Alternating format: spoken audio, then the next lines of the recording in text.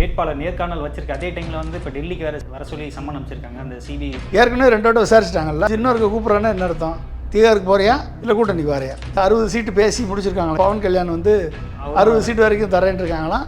முதலமைச்சர் பதவியில் தான் இப்போ வந்து தமிழ்நாடு அரசு கொடுத்த திட்டங்களை காப்பி அடித்து சந்திரபாபு நாயுடு திட்டம் கொடுத்தாரு. சந்திரபாபு நாயுடு வச்ச பேரெல்லாம் அப்படியே நீ தமிழில் மாற்றி நீ இங்கே கொண்டாந்து கொடுத்துருக்க. நீ புதுசாக ஏதாவது சொல்லியிருக்கியா? நேரடியாக விஜய் கீழே வந்து ஒரு மினிஸ்ட்ரி உருவாக்கி டிபார்ட்மெண்ட் உருவாக்கி அது நேரடியாக ஒரு கண்காணிப்பில் இருக்குமா. பெண்கள், குழந்தைகள் அண்ட் முதியோர் நலன், இந்த 3யுமே உன் வீட்டில் நீ கவனிக்கலடா தம்பி. பெண்ணு உன்னை நம்பி வந்த பெண்ணை திராட்டில் விட்ட. குழந்தைங்க 2 பேர் பிள்ளையும் எங்கே இருக்குன்னே தெரியல. உன் கீழே ஒரு மினிஸ்ட்ரி வச்சா விளங்குமா நாடு? குடும்பத்திற்கு 15,000 ரூபா கொடுக்குறேன். இதில் ஒரு மிகப்பெரிய ஃப்ராடு பண்ணியிருக்காப்புல. படிக்கிற பையனுக்கு கிடையாது, படிக்கிற பொண்ணுக்கு கிடையாது, அவங்க அப்பா அம்மா கொடுக்குற. அது எப்படி? திமுக அரசு 24,000 ரூபா கொடுத்தா நீ ஒரு குடும்பத்துக்கு 15,000 ரூபா கொடுக்குறேன்ற. 10 திட்டத்தை நிறைவேற்றணும்னா கடன் எவ்வளோ வாங்கணும் தெரியுமா? 2026 2.3 லட்சம் கோடி, 2027 2.4 லட்சம் கோடி, 2031 3 லட்சம் கோடி, மொத்தம் சேர்த்து 15லேருந்து 16 லட்சம் கோடி. ஏற்கனவே 10 லட்சம் கோடி கடன். வாய்க்கு வந்ததெல்லாம் நீ வந்து எதை வேணாலும் சொல்லிட்டு போவ. இப்போ நீ யாரை ஏமாத்துற? ஈவன் பொண்டாட்டியாக இருப்பேன்னு சொல்லக்கூடிய விவசாயிகளுக்கு வேணால் நீ தலைவனாக இருக்கலாம். தமிழ்மிட் நேயர்களுக்கு வணக்கம். இன்று நம் நேர்காணலில் இணைந்திருப்பவர் மூத்த அரசியல் விமர்சகர் டாக்டர் திரு பொன்ராஜ் அவர்கள். வணக்கம்பா. தாவேகா தலைவர் விஜய் அவர்கள் ஒவ்வொரு குடும்பத்துக்கும் ஒரு அண்ணனா, மாமன், தாய் மாமனா, ஒரு மகனான்னு நிறைய வந்து வாக்குறுதிகள் கொடுத்துருக்காரு சர்வதேச மகளிர் தினம் அன்னைக்கு. ஆக்சுவலாக அந்த வாக்குறுதிகள்லாம் என்ன மாதிரி இருக்குது அப்படின்னு சொல்லி நீங்கள் பார்க்குறீங்க சார்? என்னத்தை சொல்கிறது? 12 வாக்குறுதி கொடுத்துருக்காரு. விஜய் வந்து ஒரு கட்சி வச்சுருக்காரு. அவர் பேசுகிறதுக்கும் அவருடைய வாழ்க்கைக்கும் எந்த சம்மந்தமும் இல்லாமல் இருக்குது. ஒரு அண்ணனா, தம்பியா, தாய் மாமனா, பிள்ளையா, உங்களுக்கும் எனக்குமான உறவு எலெக்ஷனுக்கானது அல்ல, இது வந்து எமோஷன் அப்படின்னாரு. வெறும் எமோஷன், ஓஷியானிக் எமோஷன் அப்படின்னு தஞ்சாவூர் கூட்டத்தில் பேசினாப்புல. உங்கள் வீட்டில் ஒய்ஃப்கிட்டே எமோஷன் கிடையாது, பிள்ளைங்க 2 பிள்ளைங்க எங்கே இருக்காங்கன்னே தெரியாது, அப்பா அம்மாட்ட எமோஷன் கிடையாது, யார்கிட்டையுமே எமோஷன் இல்லை. நீ எப்படி வந்து மக்கள்கிட்ட எமோஷனாக இருப்ப? இளைஞர்கள்ட்டையும் அந்த இளம் பெண்கள்கிட்டையும் எப்படி எமோஷனாக இருப்ப? உன்னைய பார்க்க வந்து உன் கூடயே வந்து பைக்கில் அடிபட்டு ஒருத்தன் விழுந்து கிடந்தானே, அவனை போய் பார்த்துருக்கியா நீ இது வரைக்கும்? இல்லை உன் கட்சிக்காரன் போய் அவனை பார்த்துருக்கானா? அவனை பார்த்தது அன்பில் மகேஷ் தான் போய் பார்த்துருக்காரு. அவர் பார்த்து மருத்துவ செலவுக்கு நான் உதவி செய்கிறேன்னு சொல்லி அவர் உதவி செஞ்சுருக்காரு. ஆனால் யாரை பார்க்க வந்தான்? விஜய் உன்னையே பார்க்க வந்தான். உன் கூட வந்து பைக்கில் வந்து அடிபட்டு கீழே விழுந்து இன்றைக்கி ஐசியூவில் கிடக்கான். ஓகே, உனக்கு என்ன எமோஷன் இருக்குது தம்பி? ஒய்ஃபு கூட உன்னை லவ் பண்ணி கல்யாணம் முடித்த ரசிகை, அந்த அம்மா வந்து உன் ஃபேனாக தான் வந்து கல்யாணம் பண்ணி குடும்பம் நடத்தி 2 குழந்தைகளை பெற்று இத்தனை வருஷம் குடும்பம் நடத்தின ஒய்ஃப்கிட்ட உன்கிட்ட எமோஷன் கிடையாது. ஓகே, நீ பெற்ற பிள்ளைங்க 2 பிள்ளைங்கிட்ட உனக்கு எமோஷன் இல்லை. ஒரு பிள்ளை ஹாஸ்டலில் இருக்குது, ஒரு பையன் வீடு எடுத்து டைரக்ஷன் பண்ணிகிட்ருக்காரு. ஓகே, உன்னை பெற்ற அப்பா அம்மாட்ட உனக்கு எமோஷன் கிடையாது. அப்போ நீ யாரை ஏமாத்துற? யாரை இது பண்ணுற? உனக்கு நான் அக்காவாக இருப்பேன், தங்கச்சியாக இருப்பேன், ஈவன் பொண்டாட்டியாக இருப்பேன்னு சொல்லக்கூடிய விவசாயிகளுக்கு வேணால் நீ தலைவனாக இருக்கலாம். ரொம்ப ஆமாம், அப்புறம் என்ன அக்காவாக இருக்கேன், தங்கச்சியாக இருப்பேன், பொண்டாட்டியாக இருப்பேன்னு ஒருத்தி சொல்கிறான்னா அவளை எப்படி நீங்கள் குடும்ப பொண்ணாக நீங்கள் ஏற்றுக்குவீங்க? உங்கள் குடும்பத்தில் நீங்கள் ஒருத்தி சொல்கிறான்னா எப்படி ஏற்றுக்குவீங்க? அந்த குடும்பத்தில் இருக்கக்கூடிய பெற்றோர்கள் எவ்வளோ வேதனைப்படுவாங்க. இவளெல்லாம் நம்ம பெற்றிருக்கோமே அப்படின்ட்டு. அவளை ஒருத்தன் கல்யாணம் பண்ணியிருந்தானா அவன் எவ்வளோ வேதனைப்பட்டுருமா? சொல்லுங்கள். யார் வேணாலும் வைக்கலாம், யார் வேணாலும் வாழலாம், எப்படி வேணாலும் வாழலாம், என்ன வேணாலும் வாழலாம்னா அப்போ என்ன குடும்பத்தை நீ என்ன மெசேஜ் கொடுக்குற? நீ உன் ஒய்ஃபுக்கு கோர்ட்டுக்கு போயிருக்கு, தனிப்பட்ட பிரச்சனை, அது நீங்கள் பேசிக்கலாம். பொது வழிக்கு வராத வரைக்கும் அது பிரச்சனை இல்லை, பொது வழிக்கு வந்துருச்சு. கோர்ட்டுக்கு போன ஒய்ஃபுக்கு மெசேஜ் கொடுக்குறியா நீ? நான் திரிசா கூட தான் வாழுவேன்னு சொல்லி திரிசாவை கூப்பிட்டு போய் கல்யாணம் பண்ணு மாப்பிள்ள ட்ரெஸ் எடுத்து போட்டு கூப்பிட்டு போய் கல்யாணத்துக்கு.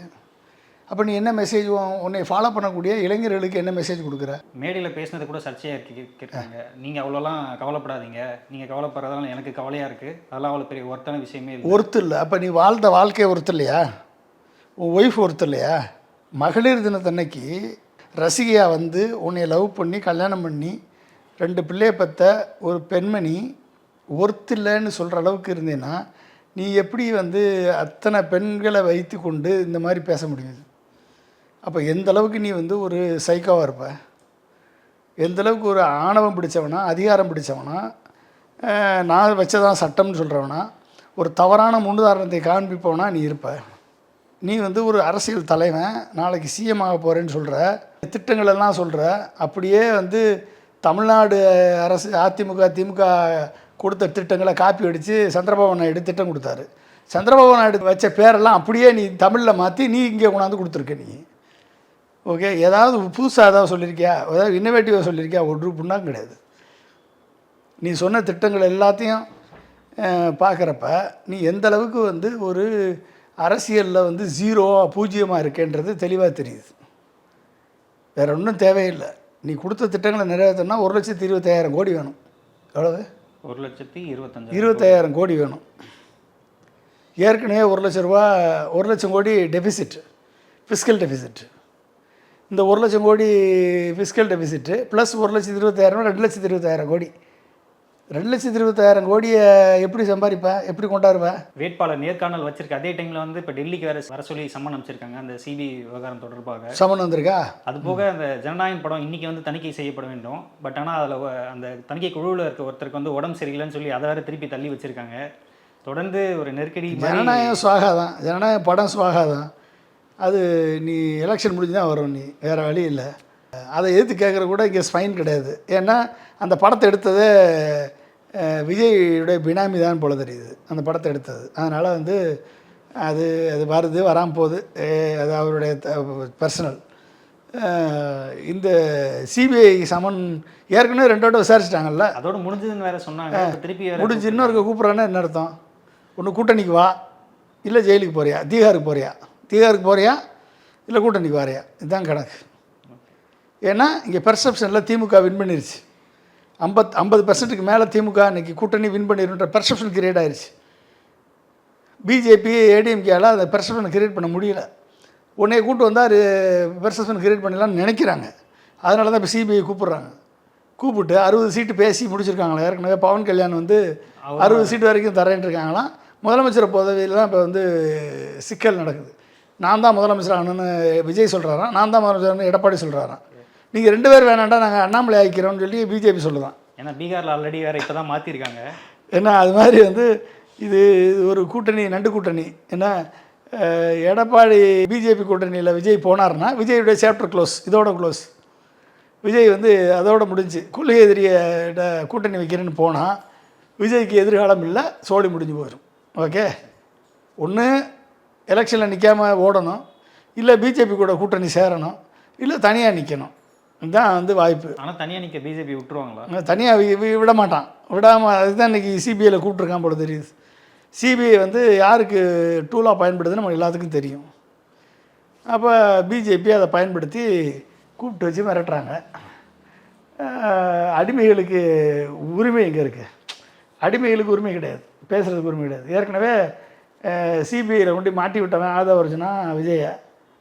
அந்த ஆதவர்ஜுனா வந்து கண்டிப்பாக வந்து விஜய் உள்ளே வச்சுட்டு இவன் கட்சி எடுத்துகிட்டு போயிடுவான். அதுதான் நடக்க போகுது. கரப்ஷன் பண்ணாமல் நான் சேமித்தாலே நான் ஒன்றாந்துருவேன் அப்படின்னு சொல்கிறியே, கரப்ஷன் எங்கே நடக்குதுன்னு உனக்கு தெரியுமா?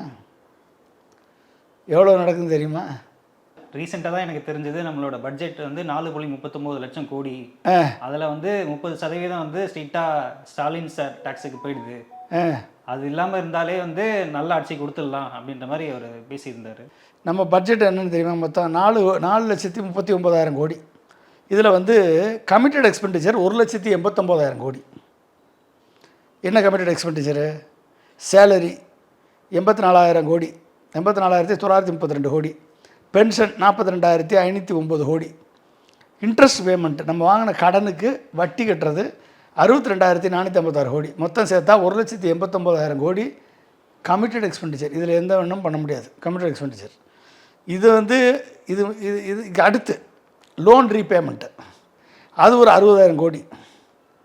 அடுத்து சப்சிடி அண்ட் வெல்ஃபேர் கமிட்மெண்ட்டு, இது இந்த மகளிர் உதவி தொகை, டைரக்ட் ட்ரான்ஸ்ஃபர், அப்புறம் வந்து விடியல் பயண திட்டம், அப்புறம் பெண்களுக்கும் ஆண்களுக்கும் அரசு பள்ளியில் படித்தவங்களுக்கு 1000 ரூபா, இந்த மாதிரி எல்லா ஸ்கீமும், காலை உணவு திட்டம், அன்பு சோலை திட்டம், இல்லம் தேடி மருத்துவம், இல்லம் தேடி கல்வி, இப்படி எல்லா ஸ்கீமும், மருத்துவ காப்பீட்டு திட்டம், இப்படி சப்சிடிஸ், இதுக்கு எல்லா வெல்ஃபேர் கமிட்மெண்ட் வந்து 52,000 கோடி. ஓகே, அப்போ கேபிட்டல் எக்ஸ்பெண்டிச்சர் வந்து ஒரு 57,231 கோடி கேபிட்டல் எக்ஸ்பெண்டிச்சர். அப்போ இதெல்லாம் போக 30 மினிஸ்ட்ரி இருக்குது. இந்த 30 அமைச்சகத்துக்கு இருக்கக்கூடிய பணம் எவ்வளோ தெரியுமா? 1,30,000 கோடியிலேருந்து 1,50,000 கோடி தான் பணம் இருக்குது. இந்த பணத்தை வச்சு தான் 30 மினிஸ்ட்ரியும் ஸ்கீம் போடணும். சரி, மேஜர் மினிஸ்ட்ரி ஸ்பெண்டிங் எவ்வளோ போகிறது? 30 மினிஸ்ட்ரி. ஸ்கூல் எஜுகேஷன் 48,000 கோடி, 48,500 கோடி. ஹையர் எஜுகேஷன் 8,500 கோடி. முனிசிபல் அட்மினிஸ்ட்ரேஷன் வாட்டர் சப்ளை 28,800 கோடி. ரூரல் டெவலப்மெண்ட் 28,600 கோடி. ஹைவேஸ் 21,132 கோடி. ஹெல்த் அண்ட் ஃபேமிலி வெல்ஃபேர் 21,900 கோடி. எனர்ஜி எலக்ட்ரிசிட்டி 10,000 கோடி. டிரான்ஸ்போர்ட்டு 9,700 கோடி. வாட்டர் ரிசோர்ஸஸ் 8,300 கோடி. சோசியல் வெல்ஃபேர் 7,830 கோடி. போலீஸு அண்ட் ஹோம் மினிஸ்ட்ரி 12,500 கோடி. இண்டஸ்ட்ரி அண்ட் எம்எஸ்எம்இ 4,440 கோடி, 4,480 கோடி. ஆதி திராவிடர் வெல்ஃபேர் ட்ரைபல்ஸ்க்கு 3,700 கோடி. யூத் வெல்ஃபேர் ஸ்போர்ட்ஸ் 572 கோடி. லேபர் அண்ட் ஸ்கில் டெவலப்மெண்ட்டு 1,975 கோடி. அப்போ டோட்டல் பட்ஜெட்டு 4,39,000 கோடி. Salary, pension and interest payment, committed expenditure 1,90,000 கோடி. லோன் ரீபேமெண்ட்டு ஒரு 60,000 கோடி.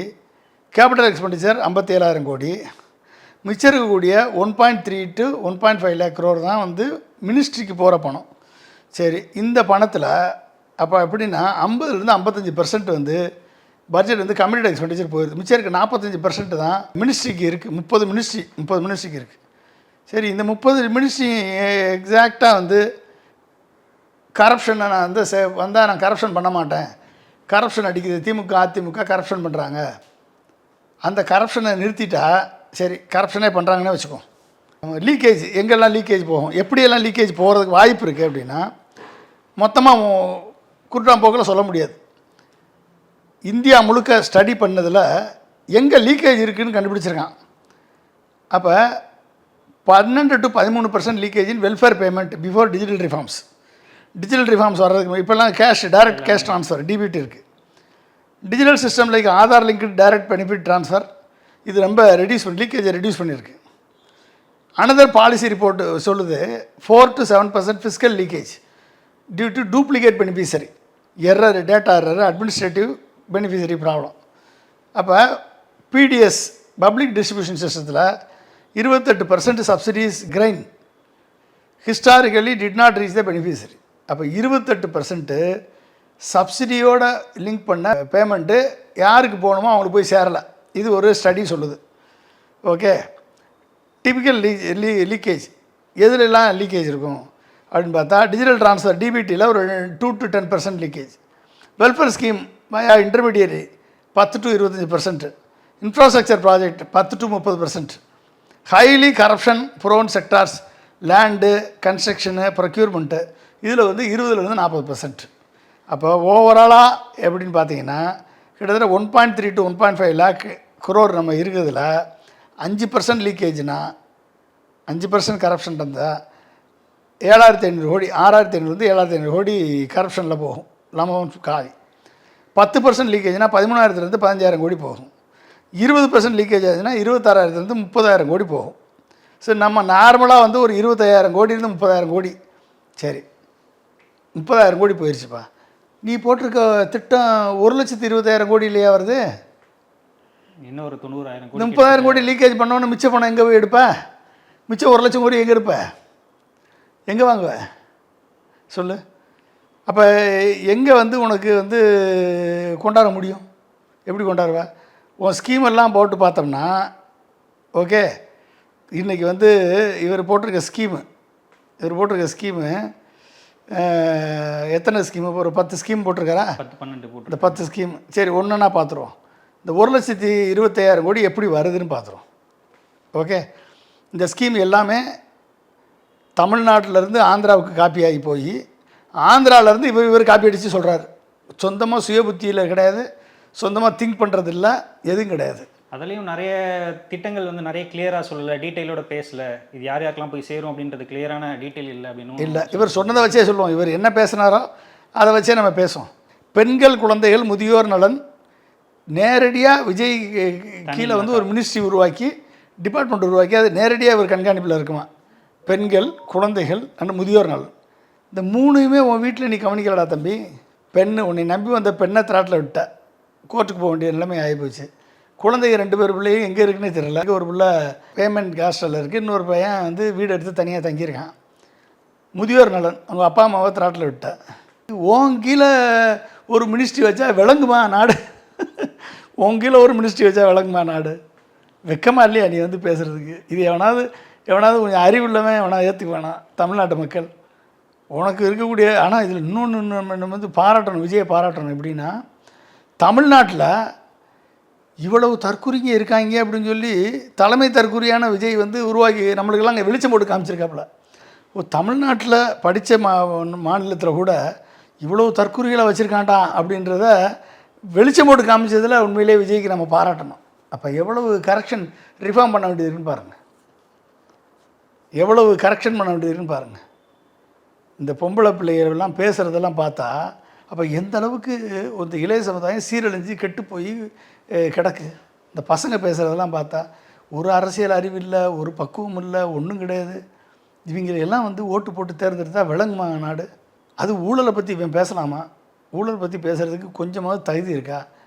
100 ரூபா டிக்கெட் 1000 ரூபாய்க்கு விற்றவன் 6 மடங்கு படத்தில் நடித்து சம்பாரிச்சிட்டு 1 மடங்கு இன்கம் டேக்ஸ் கட்டி, அந்த 1 மடங்கு தான் 42% ஏமாற்றி 1.5 கோடி ஃபைன் கட்டினவன், லெக்ஸஸ் கார் வாங்கிட்டு அதுக்கு வரி கட்டாதவன், ஓகே, 2-3 மாநாடு நடத்தி அந்த மாநாட்டுக்கு எவ்வளவு செலவு, யார் செலவு பண்ணான்னு கணக்கு காமிக்காதவன், 37 பேருக்கு 20 லட்சம் கொடுத்து அந்த பணம் யார்கிட்ட வந்துச்சுன்னு சொல்லாதவன், இவன்லாம் வந்து ஊழலை பற்றி பேசுகிறான். இவன் வந்து ஊழல் இல்லாத ஆட்சி கொடுப்பேன்னு சொல்கிறான். இவன் நம்புவான். மதிப்பு மிகு மகளிர் திட்டம் 2500 ரூபா கொடுக்குறேன்னு இருக்கார். ஆல்ரெடி திமுக அரசு 1000 ரூபா கொடுத்துக்கிட்டு இருக்கு. இப்போ 2000 ரூபா கொடுத்துட்டாரு. யார்? திமுக தலைவர். சிறப்பு ஊக்கத்தொகை, சிறப்பு கோடைகால சிறப்பு திட்டம்னு 2000 ரூபா கொடுத்துட்டாரு. இது கொடுத்ததுக்கு காரணம் எப்படியாச்சு? எப்படி கொடுத்தாரு? பொருளாதாரத்தை உயர்த்தினார், கொடுத்தாரு. ஏற்கனவே எடப்பாடி 1000 ரூபாயே கொடுக்க முடியாதுன்னு சொன்னவர் 1500 கொடுப்பேன்னாரு. தந்தி டிவி அசோகவர்த்தினிகிட்ட எப்படிங்க கொடுப்பீங்கன்னு கேட்டால், அது நாங்கள் சும்மா சொன்னோம், கொடுக்க முடியாது அப்படின்னு சொன்னவர் இப்போ 2000 ரூபா தரேன்னாரு. இப்போ 2 பேர் 2000 ரூபா, ஒருத்தர் 2000 ரூபா கொடுத்துட்டாரு, 2000 ரூபா தரேன்னு ஒருத்தர் எடப்பாடி சொல்லியிருக்காரு. 2000 ரூபா கொடுத்தது திரு மு.க. ஸ்டாலின், 2000 ரூபா தரேன்னு சொன்னது எடப்பாடி, 2500 ரூபா தரேன்னு இவர் சொல்லியிருக்காரு. அவரே வந்து வரியை உயர்த்தி தான் தர முடியும் அப்படின்னு சொன்னார். வரியை உயர்த்தி தான் தர முடியும்னு அவர் சொல்கிறாரு. சரி, 2500 ரூபா கொடுப்பேன். யார் கொடுப்பேன்? 60 வயசு வரைக்கும் பெண்களுக்கு கொடுப்பேன். ஆந்திராவில் 59 வயசு வரைக்கும் கொடுக்குறான். நீ 60 வயசு 60 வயசுக்கு கீழே இவங்களுக்கு தான் கொடுப்பேன்னு சொல்லியிருக்கேன். சரி, அப்புறம் ஸ்டேட் கவர்மெண்ட் சென்ட்ரல் கவர்மெண்ட்டில் ஒர்க் பண்ணுறவங்களுக்கு விட்டுட்டேன், தரமாட்டேன்ட்டேன். ஸ்டேட் கவர்மெண்ட்டில் மொத்தம் எம்ப்ளாயி 9 லட்சம் பேர், அதில் 50% பெண்கள்னு வச்சுக்கோங்க, இல்லை 33% பெண்கள்னு வச்சுக்கிட்டா கூட ஒரு 4.5 லட்சம் போச்சு. சென்ட்ரல் கவர்மெண்ட்டில் ஒரு 2 லட்சம் எம்ப்ளாயீஸு, இப்போ 5-6 லட்சம் போச்சு. ஒட்டுமொத்த பெண்கள் ஓட்டு வந்து 2,89 லட்சம். 89 லட்சத்தை விட்டுருங்க, 2 கோடி பேர் கொடுக்குறாரு அப்படின்னா, பிள்ளைங்க சின்ன பிள்ளைங்கள்லாம் விட்டுருங்க, 2 கோடி பேர் கொடுக்குறாரு அப்படின்னா 2500 ரூபா 2 கோடி பேருக்கு ஒரு வருஷத்துக்கு கொடுத்தா, ஒரு வருஷத்துடைய கமிட்மெண்ட் 60,000 கோடி பரியர். அடுத்து அன்னபூரணி சூப்பர் 6 திட்டம், gas cylinder 6 gas cylinder free. Okay, அப்போ சப்சிடி வந்து 900 ரூபா ஒரு சிலிண்டருக்கு 900 ரூபா அப்படின்னு வச்சுக்கிட்டா, இப்போ ஒரு 60 ரூபாயா 100 ரூபாய் ஏறிடுச்சு. இப்போ 900 ரூபான்னு வச்சுக்கிறோம். 6 சிலிண்டர் 2 கோடி ஃபேமிலிக்கு கொடுக்குறாரு. 2 கோடி 25 லட்சம் பேருக்கு ரேஷன் கார்டு ஹோல்டர்ஸ், அதில் 2 கோடி பேருக்கு கொடுக்குறாருன்னு வச்சுக்கோங்க. 10,800 கோடி அதுக்கு வருஷத்துக்கு கமிட்மெண்ட்டு. அடுத்து அண்ணன் சீர்திட்டம், திருமண திட்டம், கோல்டு கொடுக்குறாரு. ஜெயலலிதா அவர்கள் கொடுத்த மாதிரி, தாலிக்கு தங்கம் கொடுத்த மாதிரி அண்ணன் சீர்திருத்த கொடுக்குறாரு. என்ன கொடுக்குறாரு? 1 கிராம், ஒரு பவுனு, 8 கிராம். 8 கிராம் வந்து இன்றைக்கி வந்து 1,20,000 ரூபா, 20,400 ரூபா. சில்க் சேரீ ஒரு 1,500 ரூபா, ரெண்டு சேர்த்து 1,21,900 ரூபா. எஸ்டிமேட்டட் மேரேஜஸ் பெர் இயர், வருஷத்துக்கு எவ்வளோ மேரேஜ் நடக்குது அப்படின்னு பார்த்தா 6 லட்சம் மேரேஜ் நடக்குது தமிழ்நாட்டில். அந்த 6 லட்சம் மேரேஜுக்கு கிட்டத்தட்ட 1,21,900 ரூபா கொடுத்தா வருஷத்துக்கு கமிட்மெண்ட்டு 7,314 கோடி. ஓகே. அடுத்து காமராஜ் எஜுகேஷன் ஸ்கீம்னு ஒன்று கொண்டு வந்திருக்காரு. இடைநிற்றலை தடுப்பதற்காக குடும்பத்திற்கு 15,000 ரூபா கொடுக்குறேன் அப்படின்னு சொல்லியிருக்காரு குடும்பத்திற்கு. இதில் ஒரு மிகப்பெரிய ஃப்ராடு பண்ணியிருக்காப்புல. என்ன ஃப்ராடுன்னா, மு.க. ஸ்டாலின் அரசு பள்ளியில் படிக்கக்கூடிய மாணவர்கள், இப்போ உங்களுக்கு வந்து 2 குழந்தைங்கன்னு வச்சுக்கோங்க, ஒரு பையன் ஒரு பொண்ணு, அரசு பள்ளியில் படித்தா அவங்களுடைய மேல் படிப்புக்கு மாதம் 1000 ரூபா கொடுக்குது. புதுமை பெண் திட்டத்தில் 1000 ரூபா, தமிழ் புதுவன் திட்டத்தில் 1000 ரூபா. அப்போ எவ்வளோ ஆச்சு? வருஷத்துக்கு எவ்வளோ ஆச்சு? 24,000 ரூபா ஆச்சு. அந்த 24,000 ரூபாயை காலி பண்ணி படிக்கிற பையனுக்கு கிடையாது, படிக்கிற பொண்ணுக்கு கிடையாது. யார்? உன்னை நம்பி வரக்கூடிய இந்த இளைஞர் பட்டாளத்துக்கு கிடையாது பணம். உன்னை நம்பி வரக்கூடிய பெண்களுக்கு கிடையாது பணம், படிக்கிற பெண்களுக்கு கிடையாது பணம், அவங்க அப்பா அம்மா கொடுக்குற. அது எப்படி? திமுக அரசு 24,000 ரூபா கொடுத்தா நீ ஒரு குடும்பத்துக்கு 15,000 ரூபா கொடுக்குறேன்ற. அப்போ எந்த அளவுக்கு மோசடி பண்ணியிருக்கேன்னு பாரு இந்த ஸ்கீமில். அப்படி கொடுத்தா வருஷத்துடைய கமிட்மெண்ட்டு 33,000 கோடி. 2.2 கோடி பேர் குடும்பத்துக்கு கொடுத்தேன்னு வச்சுக்கோ, எவ்வளோ ஆச்சு? 33,000 கோடி வருஷத்துக்கு. ஓகே. அப்போ இடைநிற்றலை தவிர்ப்பதுக்காக 15,000 மு.க. ஸ்டாலின் 24,000 கொடுக்குறாரு. நீ வந்து ஒரு ஃபேமிலியில் வந்து 15,000 குறைச்சி விட்டாத. ஓகே, சரி, குறைச்சி கொடுத்த 33,000 கோடி கமிட்மெண்ட்டு. ஃப்ரீ பஸ், அதாவது விடியல் பயணம்னு பெண்களுக்கு இலவச பேருந்து சேவை கொடுத்துருக்காரு. மொத்தம் இருக்கக்கூடிய பஸ்ஸு 21,000 பஸ்ஸு, 7,500 பஸ்ஸு இந்த விடியல் பயணத்துக்காக யூஸ் பண்ணுறாங்க. அதனுடைய வருஷ கமிட்மெண்ட்டு 3,600 கோடி பெர் வருஷம். இவர் எல்லாத்துக்கும் ஃப்ரீ, எங்கே வேணாலும் ஃப்ரீயாக போய்க்கலான்றார். தமிழ்நாடு முழுக்க எங்கே வேணாலும் ஃப்ரீயாக போய்க்கலாம். சரி, 5,000 கோடின்னு வச்சுக்கோங்க. 5,000 கோடி பெர் இயர், அப்படியே டபுள் ஆகும். டபுளோட கொஞ்சம் குறைச்சிக்கோங்க, 5,000 crore. Woman safety force courts, அதாவது உமன் சேஃப்டி ஃபோர்ஸ் என்னது? Velu Nachiyar woman safety force, zero tolerance for woman and children அப்படின்னு சொல்லி உமன் பாதுகாப்பு படையை அமைக்கிறாரு. ஏற்கனவே யூனிஃபார்ம் சர்வீஸ் கொடுத்து பெண்களை மகளிர் காவல் நிலையத்தை உருவாக்குனது ஜெயலலிதாவும் கலைஞரும் உருவாக்குனாங்க. ஓகே. இப்போ இவர் உமன் சேஃப்டி ஃபோர்ஸ்னு உருவாக்குறாரு. 500 குழுக்கள் கொண்ட சேஃப்டி ஃபோர்ஸ். இதுக்கு வந்து ஒரு fast track courts, Mahila court, Anjali Ammal அதிவிரைவு நீதிமன்றம் பண்ணுறாரு. 2க்கு சேர்த்து 1,500 கோடி வருஷத்துக்கு. இது ஒன்று. அடுத்து zero dark spot CCTV scheme. Zero dark spot, எங்கெல்லாம் வெளிச்சம் இல்லையோ, வெளிச்சம் இல்லாத இடத்துலலாம் வந்து சிசிடிவி போடுவேன்றாரு. அதுக்கு ஒரு 2,000 ரூபா, 2,000 கோடி பெர் வருஷம் வச்சுக்கோங்க கணக்கு. அடுத்து free sanitary napkins eligible woman. ஏற்கனவே இந்த திட்டம் இருக்குது, எல்லா திட்டமுமே இருக்குது. ஆக்சுவலாக அவரே சொன்னார் இது வந்து ஆல்ரெடி இருக்குது, சரியாக நடைமுறைப்படுத்தலை, அதுக்காக நாங்கள் வந்து இவர் ஃப்ரீ சானிடரி 2,500 கோடி பேருக்குன்னு வச்சுக்கோங்க. Free sanitary scheme. சின்ன குழந்தைகளை விட்டுருங்க, 16 வயசுக்கு கீழே இருக்க குழந்தைங்க, அவ்வளோ 50 வயசுக்கு மேலே இருக்கவங்கள விட்டுருங்க. விட்டால் 2,500 கோடி. 2,500 கோடி 50 ரூபா பெர் மந்த்னு போட்டால் கிட்டத்தட்ட 1,500 கோடி பெர் வருஷத்துக்கு. ஓகே. அடுத்து self help group loan subsidy. இந்த லோன் சப்சிடி ப்ளஸ் எம்எஸ்எம்இ டிரான்சிஷனுக்கு லோன் சப்சிடி 5 லட்சம் கொடுப்பாராம். எம்எஸ்எம்இ டிரான்சிஷன் ஆனால் அதில் ஒரு 5 லட்சம் ஃப்ரீ மானிய ஸ்கீம் தருவாராம். நீ முதல்ல செல்ஃப் ஹெல்ப் குரூப் எத்தனை இருக்குன்னு தெரியுமா உனக்கு? இங்கே தமிழ்நாட்டில் செல்ஃப் ஹெல்ப் குரூப் உருவாக்குனது யாருன்னு தெரியுமா? செல்ஃப் ஹெல்ப் குரூப் உருவாக்குனது மு.க. ஸ்டாலின். செல்ஃப் ஹெல்ப் குரூப் இன்றைக்கி வந்து வருஷத்துக்கு எவ்வளவு லோன் கொடுக்குறாங்கன்னு தெரியுமா? 35,000 கோடி. யாருக்கு? செல்ஃப் ஹெல்ப் குரூப்புக்கு லோன் கொடுக்குறாரு மு.க. ஸ்டாலின். அதில் 2 லட்சம் ஒரு பகுதி, 2 லட்சம் வரைக்கும் லோன் வாங்கலாம் ஒரு செல்ஃப் ஹெல்ப் குரூப். ஆரம்ப நிலையிலே எந்த செல்ஃப் ஹெல்ப் குரூப்னாலும் 2 லட்சம் வரைக்கும் லோன் வாங்கலாம். ஒழுங்காக கட்டிட்டு வர குரூப்புக்கு 5 லட்சம் வரைக்கும் லோன் வாங்கலாம். அந்த 5 லட்சம் லோனை வாங்கி ஒழுங்காக கட்டினா 10 லட்சம் வரைக்கும் லோன் வாங்கலாம். 10 லட்சத்தையும் ஒழுங்காக கட்டி வந்தாங்கன்னா 20 லட்சம் வரைக்கும் லோன் வாங்கலாம். இது self help group loan. Slab 35,000 கோடி வருஷத்துக்கு கொடுக்குறாரு. யார்? ஸ்டாலின் கொடுக்குறாரு. நீ வந்து என்ன சொல்கிற? 5 லட்சம் கொடுப்பேன்ற. வெக்கமாக இல்லை உனக்கு? ஸ்கீமை பற்றி உனக்கு இன்னும் தெரியலை. என்ன ஸ்கீம் எக்ஸிஸ்டிங் இருக்குன்னு தெரியல. நீ வேட்டில் எவனா எழுதி கொடுப்பான், மண்டபத்தில் எழுதி கொடுப்பான், அதை வந்து வாசிச்சுட்டு போகிற. சரி, உன் கணக்குப்படி பார்த்தா வருஷத்துக்கு 3000 கோடி, 35,000 கோடி கொடுக்குற ஸ்டாலின் எங்கே 3000 கோடியை குறைச்சிருவேன்னு சொல்லி செல்ஃப் ஹெல்ப் குரூப்பை சுய உதவி குழுவை காலி பண்ணக்கூடிய விஜய் எங்கே? ஓகே, அப்போ இதிலிருந்தே நீ வந்து எவ்வளோ ஹார்டாக இருக்குன்னு தெரியுது. ரெண்டாவது, அடுத்து அங்கிள் ஸ்கீம், தாய்மாமன் சீர், தாய்மாமன் தங்க மோதிர திட்டம். அது வந்து கிட்டத்தட்ட வருஷத்துக்கு குழந்தை பிறக்குது. ஏற்கனவே வந்து ஜெயலலிதா ஆட்சியிலேருந்து குழந்தை பிறந்தவொன்னே ஒரு கிட்டு கொடுப்பாங்க.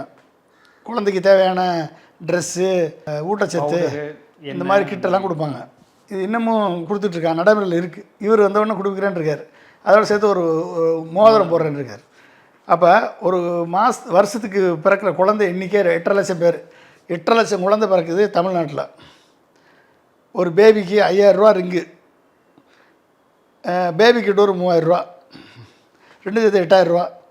8.5 லட்சம் பேருக்கு 8000 ரூபா கொடுத்தா 650 கோடி பேர் வருஷத்துக்கு. இதான் நீ சொன்ன திட்டம். ஓகே, அப்போ மொத்தமாக டோட்டலாக என்ன அப்படின்னா, மதிப்பெரு மகளிர் திட்டத்துக்கு 2500 ரூபா 60,000 கோடி, 6 கேஸ் சிலிண்டரு 10,500 கோடி, மேரேஜ் தாலிக்கு தங்க திட்டம், பட்டுச்சேலை திட்டம் 7,300 கோடி, எஜுகேஷன் கிராண்டு 33,000 கோடி. ஸ்டாலின் 24,000 கொடுக்குறாரு, நீ அதை குறைச்சி 15,000 ஆக்கிட்ட, அது வேறு அவுட்டு. அடுத்து ஃப்ரீ பஸ் 5,000 கோடி, உமன் சேஃப்டிக்கு 1,500 கோடி, சிசிடிவிக்கு 2,000 கோடி, சானிட்டரி நாப்கினுக்கு 1,500 கோடி, செல்ஃப் ஹெல்ப் குரூப் சப்சிடி, சுய உதவி குழு சப்சிடிக்கு 3,000 கோடி, பேபி கிட்டுக்கு 6,500 கோடி, மொத்தம் சேர்த்தா 1,24,800 கோடி. எவ்வளோது? 1.25 லட்சம் கோடி கிட்ட. 1,24,800 கோடி. அப்போ 5 வருஷத்துக்கு போட்டால் 6,24,000 கோடி. இவ்வளோ வருது தமிழ்நாடு பட்ஜெட்டு. நீங்கள் ஏற்கனவே நான் சொன்னேன், நமக்கு வந்து 3,07,000 கோடி தான் நம்மளுக்கு பட்ஜெட்டு. அடுத்து வந்து டிவிகே ஸ்கீமு கிட்டத்தட்ட வந்து 1,25,000 கோடி. அப்போ 34% ஆஃப் த ஸ்டேட் பட்ஜெட்.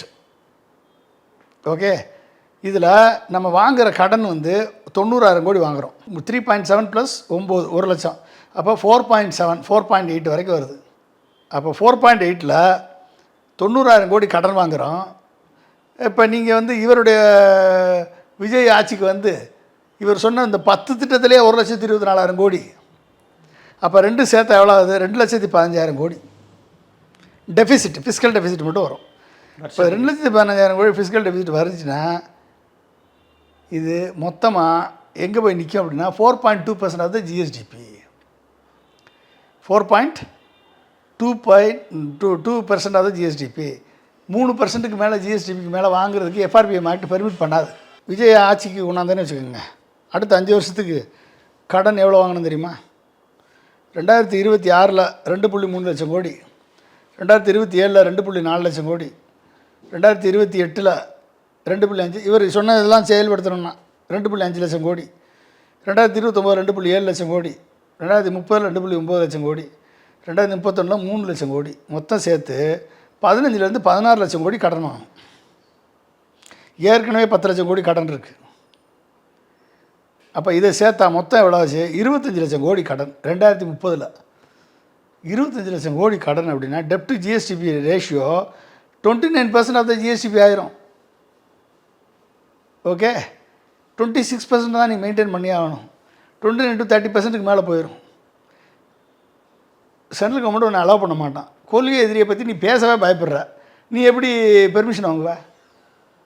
எப்படி நடத்துவ? இந்த ஸ்கீமை நடத்துறதுன்னா இந்த ஸ்கீம் எப்படி நடத்த முடியும் உன்னால்? அப்போ நீ வந்து வாய்க்கு வந்ததெல்லாம் நீ வந்து எதை வேணாலும் சொல்லிட்டு போவ. இதை வந்து குரோத்து எப்படி கொண்டாடணும் அப்படின்னா கிட்டத்தட்ட 15%லேருந்து 18%, 14 to 15% சஸ்டெயினபிளாக கொண்டு போகணும். 18%க்கு மேலே போனால் தான் இந்த ஸ்கீமெல்லாம் நிறைவேற்ற முடியும். ஜிஎஸ்டிபி குரோத் வந்து பொருளாதார வளர்ச்சியை 18% கொண்டு போகணும். 18% கொண்டு போகிறதுக்கு உனக்கு ஏதாவது தெரியுமா? அடிப்படை ஸ்கீமை பற்றியே உனக்கு தெரியலையே. எவ்வளோ பணம் கொடுக்குறோன்னு தெரியல. வாய்க்கு வந்ததெல்லாம் அடிச்சு விட்ற. எடப்பாடியுடைய எடப்பாடி சொன்ன 3 திட்டத்தை நிறைவேற்றினா 60,000 கோடி. விஜய் சொன்ன 10 திட்டத்தை நிறைவேற்றணும்னா 1,20,000 கோடி. டேய், ஆல்ரெடி டிஎம்கே கவர்மெண்ட்டு மேக்ஸிமம் கொடுத்தாச்சு. இதுக்கு மேலே கொடுக்கணுன்னா பொருளாதாரத்தை உயர்த்தணும். உயர்த்ததுக்கு ட்ராக் ரெக்கார்டு வேணும். எடப்பாடி இது வரைக்கும் 6 to 7% தான். அது ரெட்டை இன்ஜின் சர்க்கார். பிஜேபி ஆட்சியோட நடத்தின கட்சி ஆட்சியிலேயே ஜிஎஸ்டி growth 6 to 7% மேலே கொண்டு போக முடியல. ஸ்டாலின் வந்து இத்தனை எதிர்த்து இந்தியாவிலேயே வளர்ச்சி பெற்ற மாநில முதல் மாநிலமாக 11.19% கொண்டாந்துருக்கார். அவரால் கொண்டு போக முடியும், அவரால் இலவசம் கொடுக்க முடியும். உங்களால் கொடுக்க முடியுமா? அப்போ எந்த அளவுக்கு ஞான சூன்யமாக இருக்கீங்க அப்படின்னு இதிலேருந்தே தெரியுது. அப்போ ஒட்டுமொத்தமாக நீ வந்து சொன்ன அத்தனையுமே போலி திட்டங்கள், புதுசாக எதுவுமே இல்லை, இனோவேஷன் இல்லை, உன்னோட சரக்கு இல்லை. ஏற்கனவே நீ சொன்னதுபடி உன் கட்சியில் இருக்க அத்தனை பேர் இலவசம் கொடுக்கக்கூடாதுன்னு சொன்னால் இன்றைக்கி இலவசம் கொடுக்குறேன்ற. இதே அருண்ராஜ் ஐஆர்எஸ் இலவசம் தரமாட்டேன்னு சொன்னார். ஃப்ரீ பஸ்ஸு கொடுக்கக்கூடாது, மகளிர் உரிமைத்துறை கொடுக்கக்கூடாதுன்னு சொன்னார். அதே ஐஆர்எஸை வச்சு இப்போ ஸ்கீம் போட்டிருக்கீங்க. அதுவும் ஆந்திராவை காப்பி பண்ணி போட்டிருக்கீங்க. வெக்கமா இல்லையா உங்களுக்கு? ஏதாவது கொஞ்சமாவது பொருளாதாரத்தை உயர்த்துறதுக்கு என்ன ஸ்டெப் எடுக்க போகிற? ஸ்டெப்பு வந்துன்னா அது லஞ்சம் இல்லாத கவர்மெண்ட்டை கொடுப்பேன்ற. உன்னையெல்லாம் நம்ம வச்சுக்கிட்டு ஊழலற்ற ஆட்சி நீ கொடுக்க முடியுமா? உன்னால் கொடுப்பியா? நீ ஆரம்பமே ஊழலாக இருக்க. உன் கட்சியிலே ஊழல், உன் சினிமாவில் ஊழல், எல்லா இடத்துலையும் ஊழல் பண்ணுறவன் உன்னை நம்பி ஒரு பொறுப்பை கொடுத்தா நீ எப்படி ஊழலற்ற ஆட்சி கொடுப்ப? உன் கட்சியில் பதவிக்கு எம்எல்ஏ பதவிக்கு போட்டி போடுறவன்ட்ட 1 கோடி டிடி கேட்குற, 2 கோடி இப்போ கேஷாக கேட்குற. நீ எப்படிடா வந்து ஊழலற்ற ஆட்சி கொடுப்ப? எப்படி கொடுப்ப? ஓகே, விஜயோட வாக்குறுதிகள் பற்றி பல ஃபினான்ஷியல் ஆராய்வுலாம் செஞ்சு கருத்துக்களை வந்து வெளியே சொன்னீங்க. ரொம்ப நன்றி சார். மிக்க நன்றி.